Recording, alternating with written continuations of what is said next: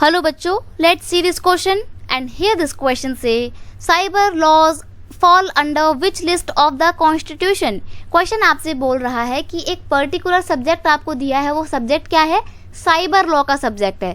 तो जो cyber law है ये कॉन्स्टिट्यूशन की कौन सी लिस्ट में शामिल किया जाता है?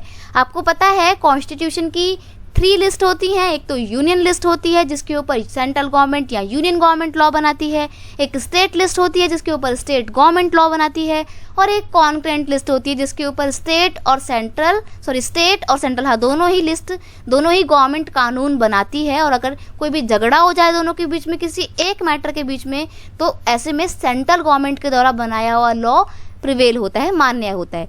लेकिन अगर साइबर लॉ की बात करें तो ध्यान रखिएगा, साइबर लॉ एक ऐसा सब्जेक्ट है जो इन तीनों में से किसी भी लिस्ट का पार्ट नहीं होता है। और क्योंकि ये किसी भी लिस्ट का पार्ट नहीं है इसलिए इसको रेज्यूडरी सब्जेक्ट माना जाता है और इसलिए ये रेज्यूडरी लिस्ट में रखा जाता है। तो cyber laws fall under the residuary subject. और ये रेज्यूडरी सब्जेक्ट क्या होते हैं तो मैं आपको बता चुकी हूँ।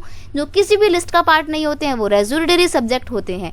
Subject which are not present in any of the list mention in the constitution are known as residuary subject. यानी कि वो टॉपिक जो ना तो सेंट्रल लिस्ट का, ना ही स्टेट लिस्ट का, ना ही कॉन्करेंट लिस्ट का पार्ट होते हैं, तो ऐसे लिस्ट को हम किस में रखते हैं? ऐसे सब्जेक्ट को हम रेज्यूडरी लिस्ट में रखते हैं और रेज्यूडरी सब्जेक्ट मानते हैं। और इनके ऊपर फाइनल कानून बनाने की जो जिम्मेदारी होती है वो पार्लियामेंट के पास होती है। तो ये था पूरा कॉन्सेप्ट रेज्यूडरी लिस्ट का, और साइबर लॉ रेज्यूडरी लिस्ट का पार्ट होता है।